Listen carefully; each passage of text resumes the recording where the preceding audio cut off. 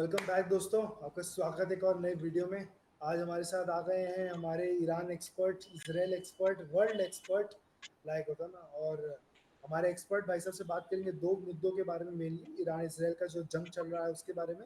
दूसरा, ट्रम्प का क्या हो रहा है और ट्रम्प जो इंटरनल उसका जो एलए में राइट्स हो रहा है वो कैसे संभाल रहा है, कैसे इंडिया के साथ भी कंपैरिजन बैठ रहा है, कैसे वो अनस्टेबिलिटी जो आ रहा है उसको कैसे रोकेगा और कैसे उसको संभाल के अपना एक नीश ऑडियंस बना रहा है। और बहुत ज़्यादा बैकलैश आ रहा है ट्रम्प के ऊपर कि उसने भी एक परेड करवा दिया है मिलिट्री का।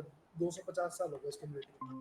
पर उसके पहले थोड़ा सा हम ऐसे डेटा दिखा देते हैं कुछ और संगीन खबरों में। एक तो चाइना का मिनरल डील, ये भी इंडिया के लिए एक बहुत मेजर मुद्दा का विषय हो गया है। लाइक होता है ना, इंडिया को बहुत दिक्कत हो रहा है, इंडिया के सारे कंपनीज को। दूसरा जो मेरे को लगा, ये बहुत इंटरेस्टिंग डेटा लगा मेरे को, कि होता है ना डोमेस्टिक अप्रूवल रेटिंग, लाइक 24 से 25 में G7 के सारे देशों का किसका क्या रहा है। मेलोनी दीदी जो है, मेलोनी दीदी हमारी वही है, बाकी सब आगे पीछे गए हैं। लगभग मोस्टली सब आगे ही गए हैं क्योंकि सब इलेक्शन जीत के आए मोस्टली। बट सिर्फ मैक्रोन है जो इलेक्शन नहीं लड़ा है, तो वो माइनस में गया है, बट मोस्टली सबका रेटिंग बढ़ा ही है। सबसे ज्यादा अगर किसी का बड़ा है वो ट्रूडो से कारनी है। That is a very interesting thing. भाई साहब ने थोड़ा अपने आप को खालिस्तानियों से अलग करना स्टार्ट कर दिया है। I think that's a good overall sign for India, but we have to see कि क्या होता है। तो उसके बाद अगर आप देखें यूक्रेन एड में जो है, यूक्रेन एड भी अगर आप देखें सडनली जर्मनी का बढ़ना स्टार्ट हो गया है। यूरोप का इन जनरल, जर्मनी का ऐसा कुछ नहीं, सभी दे रहे हैं। और एक और जो इम्पोर्टेंट डेटा पॉइंट था मैं दिखाना चाह रहा था, कहाँ गया? अच्छा, इसमें शायद, हाँ, उसमें ये है कि कितना ज़्यादा इसराइल का डेट वाला जो है। यस, सो ये रहा इसराइल का जो अटैक है, उसके वजह से क्रूड प्राइसेस पे क्या इफेक्ट पड़ा है। ये चीज़ सबको फर्क पड़ेगा by the way. It's not कि अगर जितना दिन भी ईरान वाला वॉर चलेगा ये तेल के भाव भागेंगे। आज बाय द वे इसराइल ने ईरान के ऊपर, ईरान के रिफाइनरीज पे भी स्ट्राइक करना स्टार्ट कर दिया। They are really hitting hard, they are hitting very strategically. उन लोग रिफाइनरीज, यूरेनियम इनरिचमेंट, ऐसा हर जगह हिट कर रहे हैं। दूसरा जो मेरे को सबसे इम्पोर्टेंट चीज लगा, ब्राजील चाइना के साथ बहुत गुलू गुलू कर रहा है। इसके ऊपर हम एक वीडियो बनाएंगे कि कैसे ब्राजील बहुत ज्यादा कॉर्पोरेट कर रहा है। युआन इशूड बॉन्ड्स भी इशू किया है ब्राजील ने। तो ब्राजील को दिख रहा है कि उसका फ्यूचर जो है वो चाइना के साथ लिंक्ड है बहुत हद तक। लाइक होगा ना, ये कुछ मुद्दे थे मेरे हिसाब से जो है। और एक लास्ट चीज, जर्मनी रेलवे को रिवाइव कर रहा है। जर्मनी, वो जर्मनी जो बोल रहा था रेलवे की जरूरत नहीं है, सडनली उन्हें भी लग रहा है कि रेलवे रिवाइव करना चाहिए। So I think these are some good news adders जिसपे हम बात कर सकते थे आज। बट आज हम ईरान और उसके ऊपर बात कर रहे हैं। भाई साहब, ईरान के ऊपर क्या राय है आपका, या आप कोई और चीज बोलना चाहते हैं? यार ईरान को समझने के लिए पहले हम हिस्ट्री जान लेते हैं कि क्या एक्चुअल में क्या हुआ था। तो जो टर्निंग पॉइंट था ईरान इजराइल के रिलेशनशिप में वो था 1979 का। क्योंकि 1979 से पहले ईरान और इजराइल काफ़ी अच्छे दोस्त हुआ करते थे। उन दोनों के बीच में इनफैक्ट ट्रेड हुआ करता था। मतलब ईरान इजराइल को ऑयल सप्लाई करता था, ईरान इजराइल से वेपन्स लेता था। तो 1979 में ऐसा क्या हुआ कि ये दोनों अचानक से दुश्मन बन गए। तो जो इस्लामिक रिवॉल्यूशन हुआ 1979 का इजराइल में, जहाँ से जो 1979 से पहले वहाँ का जो हेड ऑफ स्टेट ईरान था वो शाह था, हम सबको शायद पता होगा। और उन्होंने इजराइल को एज अ कंट्री रिकॉग्नाइज भी किया था। मतलब 1948 में जब इजराइल यूएन के रिजोल्यूशन के अनुसार इजराइल को एक ज्यूस लोगों को जगह दी गई पैलेस्टीन में, और वहाँ से जो इजराइल एक्सपांड हुआ उसके बाद उस इजराइल को अगर किसी ने रिकॉग्नाइज किया था तो Iran was one of the countries. And 1979 was the turning point कि जहाँ पे वहाँ पे रिलीजियस लीडर आया। सो एक रैशनल लीडर से रिलीजियस लीडर की तरफ जब ईरान गया, तब जाके मतलब अब क्या नाम है, खामेनी, जो जिसका प्रोनाउंसिएशन मैं खामेनी करता हूँ, खोमेनी। तो वो आया और उसने वो टर्निंग पॉइंट था कि जहाँ पे उसने वेस्ट के साथ रिलेशन बिगाड़े और वो सब। और जैसे पाकिस्तान करता है कि लश्कर तैयबा को प्रॉक्सी वॉर के तहत यूज़ करना, वैसे ही ईरान ने भी ये करने लगे कि हमास है जो फिर लेबनान लेबनान की जो टेररिस्ट ऑर्गेनाइजेशन है, और उस सबको अल्टीमेटली कर दिया हिजबुल्लाह, उन सबको पैसे देने शुरू कर दिया और एक प्रॉक्सी वॉर शुरू हो गई। और जो मेन टर्निंग पॉइंट आज की जो लड़ाई है वो यही है कि इजराइल नहीं चाहता है कि रेडिकल इस्लामिक ताकत जो है उनके पास न्यूक्लियर फैसिलिटीज आए, न्यूक्लियर बॉम्ब आए। तो आज की जो मेन लड़ाई है उसी के बेस पे है। तो इजराइल नहीं चाहता कि ईरान में न्यूक्लियर फैसिलिटीज डेवलप हो, और इसलिए इजराइल अब जाके ईरान पे अटैक कर रहा है। और आपको ये समझना होगा कि अभी इजराइल के पक्ष में सारे के सारे, यहाँ पे देख सकते हैं कि जो इजराइल है वो यहाँ पे है, जो साइप्रस लिखा हुआ है उसके बाद एकदम बगल में इजराइल और ईरान, इतना डिस्टेंस है इन लोगों के पास, अराउंड आई थिंक 2000 किलोमीटर से ज़्यादा का डिस्टेंस होगा। और तब भी इजराइल वहाँ जाके बॉम्बार्डिंग कर रहा है। और उसके बीच में कितने लोग सीरिया, इराक, कुवैत तो नहीं आएगा, इराक और सीरिया स्पेशली, और जॉर्डन भी आता है। सो कहने का मतलब है कि 3 देश में से पसार होके या फिर उस तरीके से ईरान पे अटैक हो रहा है। और अभी सारे के सारे जो जियोपॉलिटिकल इक्वेशन है वो इजराइल के पक्ष में है। रीज़न बीइंग, आपको देखना होगा कि चेन ऑफ इवेंट्स क्या हुआ है। तो हमारे जो ट्रम्प भाई साहब है वो हमेशा से प्रो इजराइल रहे हुए हैं। वो पहले सऊदी से मिलता है, सऊदी अरेबिया के किंग से मिलता है, ठीक है। कतार के साथ उनके अच्छे रिलेशंस है, मतलब कतार की जो एरोप्लेन गिफ्ट वाली स्टोरी हमें पता ही है। और और उसके बाद आपको ये देखना होगा कि पाकिस्तान के साथ जब इंडिया पाकिस्तान की लड़ाई हुई थी तब ट्रम्प ने क्या बोला। ट्रम्प ने लिटिल लिटिल सपोर्ट किया पाकिस्तान को। Why is that? Because Pakistan की जो बॉर्डर है, मैं फिर से बोलूँगा कि भैया को ओपन रखे। पाकिस्तान की जो बॉर्डर है वो ईरान को लगती है। और शायद अमेरिका को ये लगा कि एज अ पैदे के रूप में क्या हम पाकिस्तान को ईरान के खिलाफ यूज़ कर सकते हैं कि नहीं कर सकते हैं। दैट वाज द पॉइंट कि जहाँ पे यूएस को लिटिल लिटिल सपोर्ट पाकिस्तान की तरफ से आया। और हमें ये देखना होगा कि ये जियोपॉलिटिकल इक्वेशन अभी इसराइल के पक्ष में है। और सारे के सारे तो अभी ये चाहता है इसराइल कि न्यूक्लियर फैसिलिटीज़ जो रेडिकल इस्लामिक ताकत है उनके पास हटनी चाहिए। बट पाकिस्तान को बहुत खुश होने की ज़रूरत नहीं है। मुझे लगता है लॉन्ग टर्म में पाकिस्तान के भी लंका लगने वाली है। That's a very fair point. एक और जो चीज़ मुझे इम्पोर्टेंट लगा जो मैं दिखाना चाहूँगा अपने व्यूअर्स को, कि ये है मोटा मोटा कि कहाँ पे न्यूक्लियर है और कहाँ पे नहीं है। तो इससे जो एक इम्पॉर्टेंट चीज़ अपने को पता चलता है कि इसराइल बहुत स्ट्रेटेजिकली स्ट्राइक कर रहा है। जस्ट बिकॉज मारना है बोल के नहीं मार रहा है, उसे दिख रहा है कि वो कहाँ मार सकता है, और वो उस हिसाब स्ट्रेटेजिकली स्ट्राइक कर रहा है, which I feel is a very important part. क्योंकि अगर आप कैसे भी मारने लगेंगे तो सडनली क्या होगा, जो ग्लोबल सेंटिमेंट है आपके अगेंस्ट में हो जाएगा कि आप सिविलियन को मार रहे हैं। तो अगर आप न्यूक्लियर स्ट्राइक करेंगे तो everybody is with you on that one. I don't think कोई भी अपोज करना चाहेगा न्यूक्लियर स्ट्राइक्स को। और दूसरा जो मेरे को सबसे इंपॉर्टेंट चीज लगता है जो भाई साहब ने बोला, कि जो शाह वाला एंगल है, अभी खमेनी है, शाह बाहर है, शाह वापिस आएगा। मेरा पॉइंट भी कि इंडिया के लिए क्या बेटर है, यहाँ पे मैं अपना पॉइंट ऑफ व्यू रखना चाहूंगा, उसके बाद फिर भाई साहब के पूछेंगे। मेरा पॉइंट ऑफ व्यू ये है, इंडिया के लिए बेस्ट केस सिनारियो ये है कि न्यूक्लियर जो साइट्स है उसको तो मारो, लगभग जैसे हमने आपको थोड़ा देर पहले दिखाया था, मारो उसको, खत्म कर दो। पर डोंट डिस्ट्रॉय, लाइक होता है ना, if something is working for you don't destroy. India के भी इसराइल वाला हाल है। सीरिया स्टेबल अगर हो जाएगा ना, तो ना इसराइल के लिए बेनिफिशियल है ना टर्की के लिए।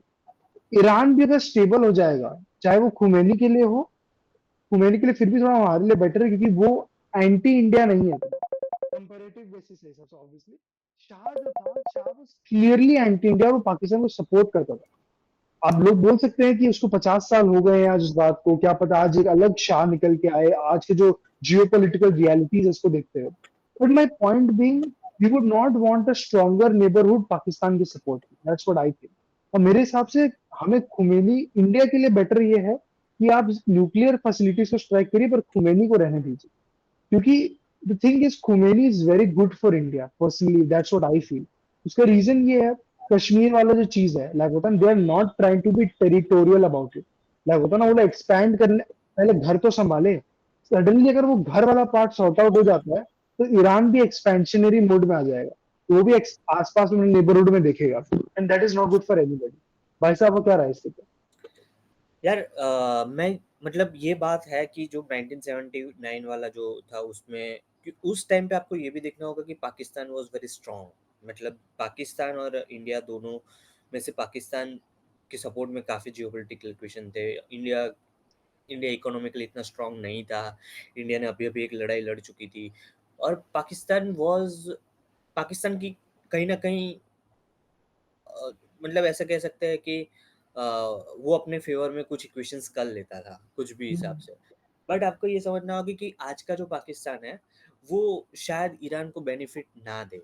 अगर सिर्फ़ ईरान ये सोच ले, अगर ईरान ये सोचे कि भाई हमें एक्सपांड करना है, देन सेकंड पॉइंट, तब एक सेकेंडरी थॉट आता है कि भाई वो पाकिस्तान में घुस के एक्सपांड कर सकता है अपने आप को। बट आपको ये देखना होगा कि आज के जियोपॉलिटिकल इक्वेशंस इज डिफरेंट। तो और इजराइल यही ट्राई कर रहा है कि ईरान में तख्ता पलट हो जाए। यूएस और इजराइल दोनों। आई एम नॉट श्योर कि होगा कि नहीं, बट कहने का मतलब है कि इजराइल यही ट्राई कर रहा है।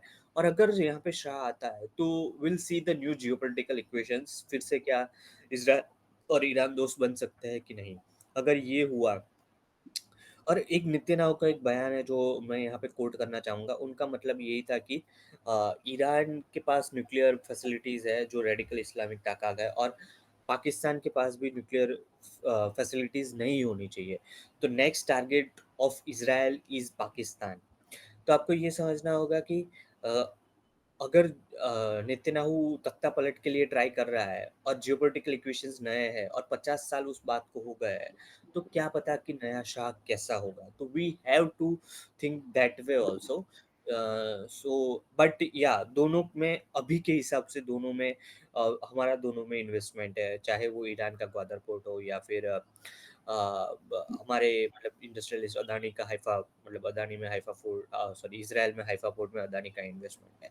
तो हमारे लिए तो एक तलवार है और हम दोनों तरफ फंसे हुए हैं। एक तरफ कुआं एक तरफ खाई वाली सिचुएशन है।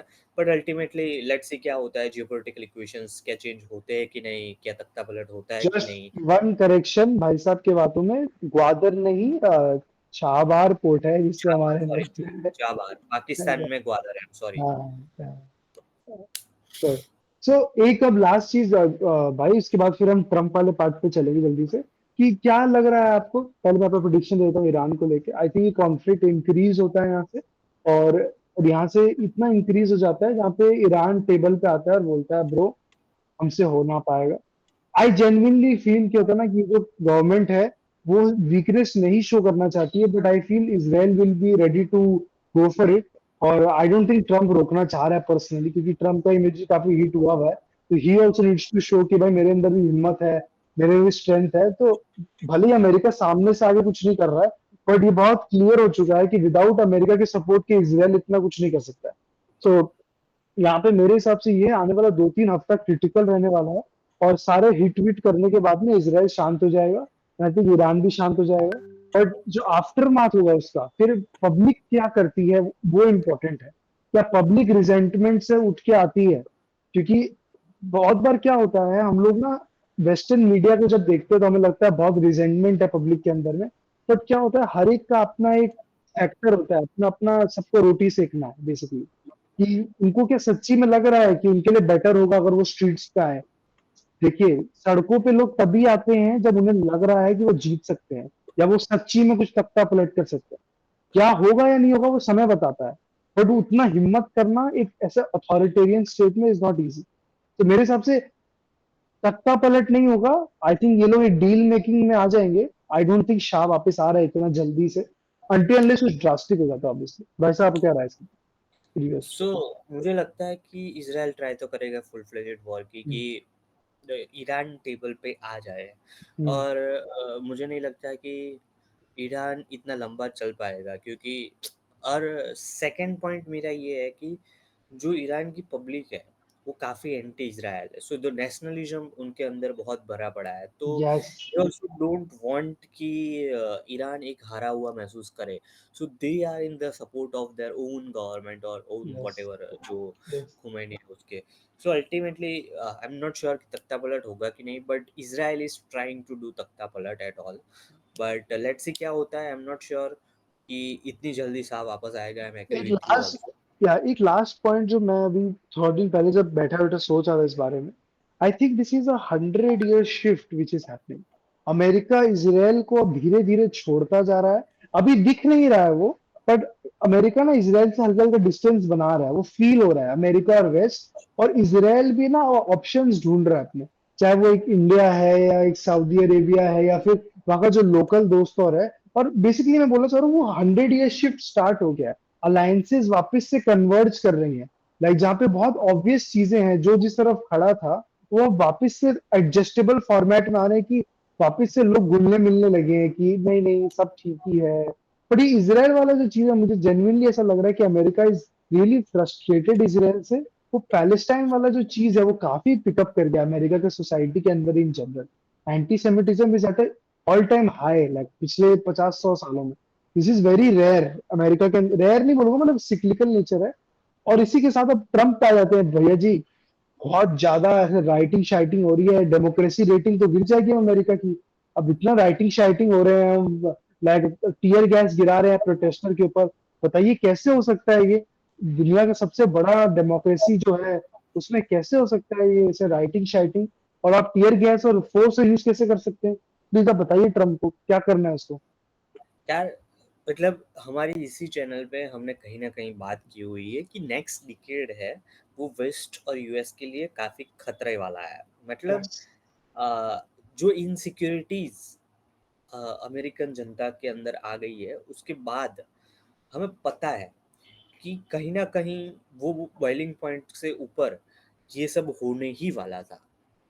अल्टीमेटली ये शुरुआत है, अभी आगे आगे बहुत कुछ होना बाकी है। और आपको ये देखना होगा कि लॉस एंजलिस अब लॉस एंजलिस बनता जाएगा और वो बहुत ही खतरनाक होगा यूएसए के लिए। और इतना ही नहीं, आपने देखा होगा कि आज ही के न्यूज़ मैंने पढ़े थे, न्यूयॉर्क सिटी में हमास का झंडा लहराया गया है न्यूयॉर्क हाँ सिटी। हाँ हाँ इट्स जस्ट अ साइन कि भाई यूएस में कितना कुछ हो चुका है। अब क्या है कि अ, जैसे जो दीमक होती है ना, दीमक वो अंदर से ही खा लेती है और उसके बाद जब आप उस पे वो चीज़ करते हो तो वो टूट जाता है। तो अल्टीमेटली काफ़ी सालों से यूएस को वो दीमक खा रही थी और यूएस को इस बात का पता नहीं था। जैसे दीमक बहुत ही शांत होती है, आपको पता नहीं चलता कि वो चीज़ें खा रही है, बट जब आपको पता चलता है तब तक सब कुछ तहस-नहस हो गया होता है। सेम चीज़ यूएस में हो रही है। अगर अब जाके थोड़े-थोड़े उसको रिजल्ट मिलना शुरू हो रहा है। दीमक ने खा लिया है पूरा यूएसए। मेक्सिको का झंडा लहराया गया लॉस एंजलिस में, ठीक है? न्यूयॉर्क सिटी में हमास का झंडा लहराया गया। तो ये सारी चीज़ें चाइनीज़ के साथ, मतलब ट्रम्प इतना डम्ब है, ठीक है? क्योंकि उसने चाइनीज़ के साथ ट्रेड डील कर ली। अब आपको ये देखना होगा कि चाइनीज़ लोग ऑलरेडी इनकी यूनिवर्सिटीज़ में घुस चुके थे। काफ़ी सीक्रेट्स इनके लीक हो चुके होंगे, उनको पता भी नहीं होगा। बट अब जाके वो ट्रेड डील कर रहा है, अब वो बिजनेस एंगल से सोच रहा है। आज यूएसए को एक ऐसे लीडर की ज़रूरत है कि जो उसकी इकोनॉमी भी संभाले और जो उसके कंट्री को भी और नेशनल इंटरेस्ट को भी संभाले। और शायद ट्रम्प कंट्री को एज अ कंपनी की तरह चलाने का ट्राई कर रहा है, which is not possible at all, क्योंकि वहाँ पे इमोशनल एंगल्स आते हैं और ट्रम्प इमोशनल एंगल्स लाना नहीं चाहते हैं। तो ये आपको देखना होगा। और बहुत ही सही बात है कि अब इस यूएस उस साइकिल में फंस गया है कि जहाँ से बाहर आना बहुत ही मुश्किल है। तो अल्टीमेटली रिवॉल्यूशन तो होगा, कब होगा वो देखेंगे। यहाँ पे एक बहुत अच्छा भाई साहब ने बात बताया कि जो टैरिफ वाला जो पॉइंट है, इतना टैरिफ लगा दिया है चाइना के ऊपर, कभी कभी तो 510% तक पहुंच जाते हैं। सो लाइक होता है, ये एक चार्ट था जो मैंने देखा था, तो मैंने स्क्रीनशॉट ले लिया इसका कि यहाँ पे मैं कैसे आपको एक डिस्क्लेमर है कि यहाँ पे इंडिया का वो मैप अलग है, तो फिर वो उसको ब्लर कर देना हो थोड़ा जी जी बहुत। जी जी जी। तो बेसिकली यहाँ पे देखिए कि वो जो सबका टैरिफ अगर आप देखें तो कंपैरेटिवली अगर अपॉर्चुनिटी देखें तो एशिया के अंदर अपॉर्चुनिटी है अगर आप टैरिफ वाइजेस जाए। अगर सब पे टैरिफ लग रहा है तो अपॉर्चुनिटी एशिया में है। दूसरा चीज जो मेरे को यहाँ पे लगता है सबसे इम्पोर्टेंट है, जो डेमोक्रेट्स इस नैरेटिव गेम को प्ले कर रहे हैं, I think they are doing it horribly wrong. आप जब भी प्रोटेस्ट कर रहे हैं आपको पहले तो ये बोलना होगा कि you are not with Hamas, distance yourself. Distance ही नहीं कर रहे हैं आप। वो लोग एक, आप रोक नहीं सकते किसी को प्रोटेस्ट करने से, ठीक है, आप प्रोटेस्ट कर रहे हैं, हमास वाले भी आ जा रहे हैं, पर एटलीस्ट डिस्टेंस योरसेल्फ ना। ये सेम ब्लैक लाइव्स मैटर वाला प्रोटेस्ट जैसे है। आप क्या कर रहे हैं, आप मुद्दा भूल जा रहे हैं, आप क्या चीज करने आए थे। और उससे क्या हो जा रहा है, लोग बोल रहे हैं कि ट्रम्प बहुत अनपॉपुलर है, महंगाई बहुत बढ़ गया है। लेट्स बी वेरी क्लियर, जो ट्रम्प का वोटर बेस है वो शहरों में नहीं रहता है। ट्रम्प का वोटर बेस टाउनशिप्स में रहता है, गांव में रहता है। महंगाई बढ़ रही होगी उनके लिए, but they are loving the fact कि शहरों में महंगाई बढ़ रही है। ये जो फीलिंग है ना रिवेंज वाला, कि हम रिवेंज ले रहे हैं, लाइक होता है जो शहरों में इतना पैसा है, शहरों में जो इतना प्रॉस्पेरिटी था, वो वो फाइनली यहाँ पे आ गया है। दैट इज समथिंग जो होता है ना, बहुत ही, कैसे समझाऊं मैं, बहुत ही नार्सिसिस्टिक व्यू है, बट वो एक व्यू है। और दूसरा चीज जो मेरे को लगता है इंपॉर्टेंट है, जो ट्रम्प ने नेशनल गार्ड को भेज दिया, बेसिकली उनका सीआरपीएफ जो है, दैट शोड स्ट्रेंथ। अमेरिका का जो लोग है जिस बेसिस पे वो जीत के आया था, वो ऑलवेज स्ट्रेंथ। तो ये जो उनको लग रहा है ना, और फिर उसके बाद जो गवर्नर न्यूसम आया उसने बोला कि उतना आप क्यों भेज रहे हैं, सिचुएशन और खराब हो रहा है। Bro, Trump is playing to his cards. Like उसको तो चाहिए एक win. This is a win for him. Like होगा ना कि उसने बताया कि मैंने जाके ठीक किया सब कुछ। एंड अगेन मेरे को यही लग रहा है कि डेमोक्रेट्स नैरेटिव वॉर बार बार हार रहे हैं, और उन्हें लग रहा है कि ये राहुल गांधी वाला बात है, पता है, कि हम कुछ नहीं करेंगे, हम बैठे रहेंगे ऑपोजिशन के नाम पे, और हम तो जीत के आएंगे ही ना, ऑप्शन ही नहीं है, हमको तो आना ही पड़ेगा जीत के। अगर मोदी जी हारेंगे तो हम जीत के आ जाएंगे। बस डिफरेंस क्या है, यहाँ पे Congress is not the only opposition party, और भी पार्टीज है। वहां Democrat is the only opposition. Factions अलग अलग हो सकता है। और एक और इंपॉर्टेंट चीज है, मैं यहाँ पे दिखाना चाहूंगा अपने दर्शकों को, जो मैंने अगेन इसको ढूंढा है। बहुत ही इंटरेस्टिंग चीज लगा था मेरे को ये डेटा पॉइंट, कि कैसे फ्रैक्शनल, जिस बार ट्रम्प जीत के आए हैं, ये चार्ट में ना पता चलता है कौन किस साइड खड़ा है, पूरा वो पूरा गेम के अंदर में।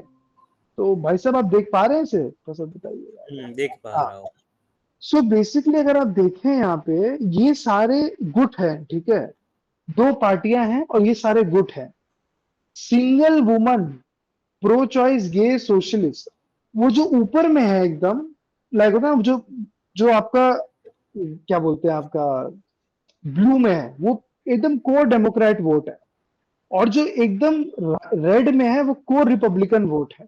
और बीच में देखिए आप, इस बार ट्रम्प क्यों जीता, क्योंकि business, fiscal, law and order, national security, under 30s, union, इसमें सब लोग ऑन मास ट्रम्प को वोट किया। क्यों? क्योंकि ट्रम्प शोड स्ट्रेंथ, कमला शोड वीकनेस। इसराइल को बाइडेन ने भी हेल्प किया, पर वो बार बार बोल रहा था कि नहीं नहीं इसराइल को रोक देना चाहिए, ये वो। America is all about strength. जब ट्रम्प ये चीज बोलता है, हमको लाइक होता ना दुनिया की लड़ाइयों में इन्वॉल्व नहीं होना है, इसका मतलब ये नहीं कि वो लड़ाई नहीं करना चाहता है। वो चूज करना चाहता है वो कौन सा लड़ाई करे, रादर देन कोई भी लड़ाई में घुस जाए। And that is a difference between, जब लोग बोल देते हैं कि ट्रम्प को तो लड़ना ही नहीं है, वो तो आइसोलेशनिस्ट है, बेसिकली आइसोलेशन करना चाहता है वर्ल्ड से अमेरिका का। ऐसा नहीं है। That's what I personally feel. वो अपने वॉर्स को चूज करना चाहता है। आई पर्सनली थिंक उसको नोबेल पीस प्राइज भी चाहिए। आई थिंक उसको जोर से चाहिए वो चीज, लाइक होता ना। तो आई थिंक ये सब ईरान वाला जो भी हो रहा है, ये उसी के लिए हो रहा है। आई डोंट थिंक उसको मिलेगा, क्योंकि वो सब लाइक लिबरल्स के हाथ में रहता है वो पूरा जो नोबेल पीस प्राइज है। बट भाई ट्राई हार्ड तो फुल कर रहा है। भाई साहब क्या रहा है आपका इसके ऊपर? अ, एक बात है, नोबेल पीस प्राइज उसको चाहिए, वो बात सही है। रीजन हाँ बीइंग बराक ओबामा और ट्रम्प अपने आप को कंपेयर कर रहा है कि बराक ओबामा को एक चीज में मैं पीछे हूँ कि वो है नोबेल पीस प्राइज, मुझे वो चाहिए तो मैं बराक ओबामा से अपनी कंपैरिजन कर सकता हूँ। सेकंड पॉइंट आपने जो बोला कि जो कोर वोटर और जो बीच वाले जो वोटर्स थे वो स्विंग वोटर्स थे, for an example business, under 30 और वो सब। उस इसलिए आप देखेंगे कि एलन मस्क को अब ट्रम्प ने क्यों साथ रखा था, क्योंकि बिजनेस एंगल आता था, क्योंकि वो अंडर 30 जो उसके फॉलोअर्स है उसका एंगल आता था, ठीक है। तो और अब जाके उसमें लड़ाई हो गई, बट ट्रम्प ने क्या किया कि नहीं नहीं नहीं मैं लड़ना नहीं चाहता, हम विल ट्रम्प और मस्क की लड़ाई हो गई, 2 दिन में शांत हो गया वो और अच्छे अच्छे ट्वीट करने लगा मस्क।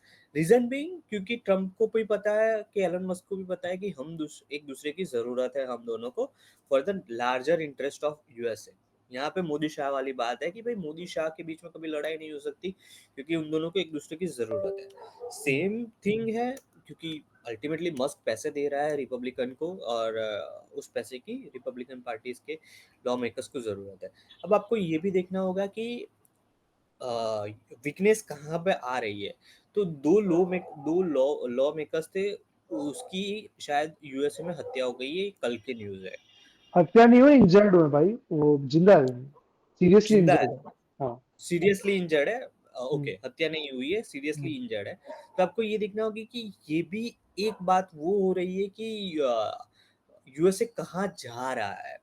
और जो आपने स्ट्रेंथ वाली बात बोली कि यस ट्रम्प अपनी लड़ाई खुद चूज करना चाहता है, तो उसने ये उसको यूक्रेन में कोई इंटरेस्ट नहीं है, उसको इंटरेस्ट है यूक्रेन के उसको यूक्रेन के जो रेयर मिनरल्स है उसमें, ठीक है। इसलिए वो चाहता है कि रशिया यूक्रेन शांत हो जाए, मैं एक ट्रेड डील कर लूं जो हमने अभी वो किया है। उसको ईरान वाली लड़ाई में इंटरेस्ट ज्यादा है, क्योंकि उसका अल्टीमेट गोल है रेडिकल इस्लामिक ताकत को खत्म करना। उसको ये नहीं चाहिए कि भी क्रिश्चियन खत्म हो जाए, वहां पे दोनों तरफ क्रिश्चियंस है। उसको यस। ये खत्म करना है कि भाई हमारी पॉपुलेशन बढ़ती रहे और मैं ग्लोबल लीडर बन पाऊँ, ठीक है। तो अल्टीमेटली ये रिलीजियस एंगल भी है थोड़ा, क्योंकि जो आपने जो चार्ट दिखाया था उसमें जो उसके सपोर्टर्स है कैथलिक और वो सब, जो एकदम कोर क्रिश्चियंस लोग थे, जो ऑर्थोडॉक्स क्रिश्चियंस थे, वो उसके सपोर्टर्स थे और अभी भी सपोर्ट करते हैं उसको। तो अल्टीमेटली उसको ग्लोबल लीडर बनना है, तो वो नहीं चाहेगा कि क्रिश्चियन क्रिश्चियन में लड़ाई हो। तो इसलिए वो रशिया यूक्रेन में नहीं चाहता है कि लड़ाई हो, वो चाहता है कि यहाँ पे लड़ाई हो जाए और जो रेडिकल इस्लामिक ताकत है उस पे वो खत्म हो जाए और शांत हो जाए। तो आपको ये देखना होगा, ये पॉइंट ऑफ व्यू थोड़ा। एक और जो मेरे को इम्पोर्टेंट चीज लगता है भाई इस एंगल में, कि आने वाला जो टाइम है, ये जो अब मस्क इलॉन तो हो गया है, उन लोगों ने मेकअप भी कर लिया है, लाइक होता है ना, क्योंकि अब क्या है, 2026 ज्यादा दूर नहीं है। लाइक होता है ना, आपको एक टैरिफ वाले चीज को लेके क्या लग रहा है, क्योंकि अब डील मेकिंग स्टार्ट हो गया है। लाइक चाइना भी बोल रहा है हम टेबल पे आ रहे हैं। लाइक होता है ना, मैंने स्टार्टिंग में दिखाया था ब्राजील वाला भी, कैसे ब्राजील भी अब rare earth mineral processing start कर रहा है। ये जो चाइना को भी एक मेजर प्ले स्टार्ट हो रहा है, कि अब चाइना को भी समझ में आने लगा है, उसे भी जापानीज के तरीके से ही चलना होगा, बाहर इन्वेस्ट करना होगा, क्योंकि उसे जो इंटरनल इकोनॉमी है वो इतना रिटर्न नहीं दे पा रहा है। लाइक तो इसके ऊपर अब क्या रहा है, कि होता है ना, कि अब क्या चाइना भी जब जापानीज एंगल में जाएगा, क्योंकि चाइना का जो गोल्स है वो बहुत डिफरेंट है जापान से। जापान को रिटर्न चाहिए था इसलिए वो बाहर गया, चाइना को इंटरनल स्टेबिलिटी चाहिए। वो जो एंड गोल है ना जो चाहिए, वो बहुत डिफरेंट है। So I am not so into that idea, कि होता ना कि चाइना बहुत सारे देशों में जाके इन्वेस्ट करने लगेगा सडनली।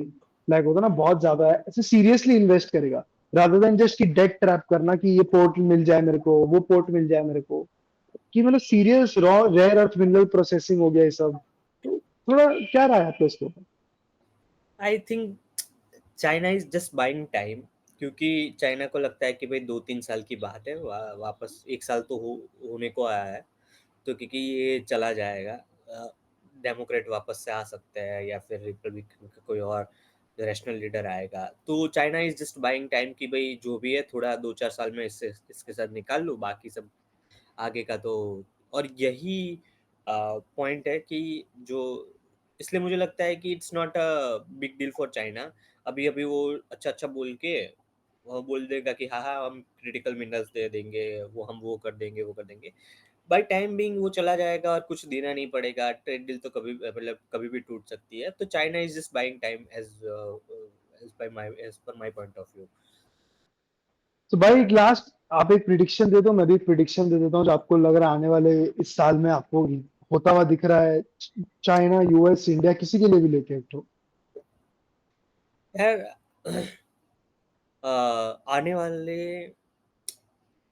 वाले एक साल में मुझे लगता है कि यूएसए बहुत ज़्यादा गर्म होने वाला है, इन द सेंस जो जो जो शाहीन बाग हमने देखा था हाँ, उस टाइप के प्रोटेस्ट यूएस में भर भर के होने वाला है। एंड लेट्स सी क्या होता है उसमें। अमेरिका कमजोर होता है कि ट्रम्प उसमें से उभर के आता है। We have to see that. मेरा प्रिडिक्शन ऑन द कॉन्ट्रेरी ये है कि ये जो सिंदूर हुआ था, ऑपरेशन सिंदूर, उसके बाद में India has clearly come out कि bro we have something good. हमने दिखा दिया हमारे पास कुछ बढ़िया है। एंड आई जेन्युइनली फील कि ये जो एक माइन्यूट सा चेंज था जो हमने लास्ट वीडियो में बात किया था कि अब Modi ji directly, PMO directly देख रहे हैं डीआरडीओ को, डायरेक्ट सुपरविजन में आ गया, और that will, I think, will bring amazing results, just because कि अब डायरेक्ट रिपोर्टिंग पीएमओ पे हो रहा है। And I am expecting India to be a defence super power in the coming 5 to 10 years, just because इतना potential है, इतना कुछ है देने को, और हम लोग फ्रूगल चीजें बना रहे हैं। लाइक आज इसराइल भी यूज कर रहा है जो टैक्टिकल आयरन डोम और ये वो, उसका जो प्राइस है, और इंडिया जो आकाश सिस्टम यूज कर रहा था, that is 1/20th, not in 1/10, 1/20th of the cost. 5-6 हजार डॉलर प्लस का एक मिसाइल है, और इंडिया का जो मिसाइल था वो $500 का भी नहीं था, not wrong, and Akash systems वाला। दैट शोज कितना डिफरेंस है, लाइक होता ना। एंड आने वाला टाइम में I think more countries will be interested in it. ऐसे भी हम लोग गुटों में बट रहे हैं, और ये जो गुटों में जैसे जैसे बटेंगे, एवरीबडी विल वांट कि मेरे पास भी हथियार होना चाहिए। हम आर्मीनिया को ऑलरेडी दे रहे हैं अजरबैजान को मारने के लिए, लाइक होता ना, और हम और भी लोगों को दे रहे हैं, लाइक फिलीपींस हो गया, और उसके बाद आपका इंडोनेशिया से भी बात चल रहा है। We are trying to arm as many people as we can with our technology. I think this is a good thing. Net good है। कि जो पॉलिसी पॉइंट ऑफ व्यू है उस बात पे मुझे ये लगता है कि India need to be open for private sector for that, क्योंकि आई थिंक वो रियलाइजेशन आ रहा है, आई थिंक वो रियलाइजेशन आ रहा है कि सस्ता प्रॉपर सिस्टमैटिक चीज चाहिए अगर, तो प्राइवेटाइजेशन तो करना पड़ेगा। क्योंकि क्लियरली आर्मी, एयरफोर्स ने भी बोल दिया है कि एचएएल को कि भैया आपसे तो जेट बन नहीं रहे हैं। तो अगर इतना प्रॉब्लम हो रहा है तो आई थिंक आप धीरे धीरे एक understand, my point being, India always works out of necessity. Like जब करना ही पड़ेगा, एकदम लास्ट मोमेंट है, अब यहाँ से पीछे नहीं हट सकते, तभी इंडिया करता है। आई थिंक वो मोमेंट आ गया है। ऑपरेशन सिंदूर के बाद वो रियलाइजेशन आ गया कि भाई ये पीछे नहीं हट सकते, अब यहाँ से अपने को और बेटर करना है अपने डिफेंसेस को। भाई साहब, लास्ट चीज है, एकदम ऑफ टॉपिक जा रहे हैं। बिहार आ रहा है, गर्मा रहा है मौसम। हम एक वीडियो बनाएंगे बहुत सून उसके ऊपर, लाइक होता है, हल्का सा वन लाइनर दे दीजिए एकदम कि क्या लग रहा है, मौसम कहाँ जा रहा है एकदम। क्योंकि चिराग भी कूद गया है, नीतीश तो है ही, लालू जी का तो मतलब बेटे ने पूरा कर दिया है पानी पानी, और लाइक होता ना, कन्हैया भी फुल मचा रहे हैं। I am seeing something amazing happening, मतलब मजा आ गया देख के। ये एक इलेक्शन है जिसको मैं ट्रैक कर रहा हूँ। क्या रहा है आपकी, लास्ट लाइन दे दीजिए, फिर खत्म कर एज देंगे। ऑफ नाउ बिहार में बहार है, नीतीश कुमार है। क्या बात है। अब हम एक वीडियो बनाएंगे सून, हम आपको एकदम बोल रहे हैं, और बिहार के ओर बनाएंगे, भैया को वापस बुलाएंगे हम। काफी इनसाइट्स है बिहार के बारे में, सो वो यस, आपको देंगे। देंगे।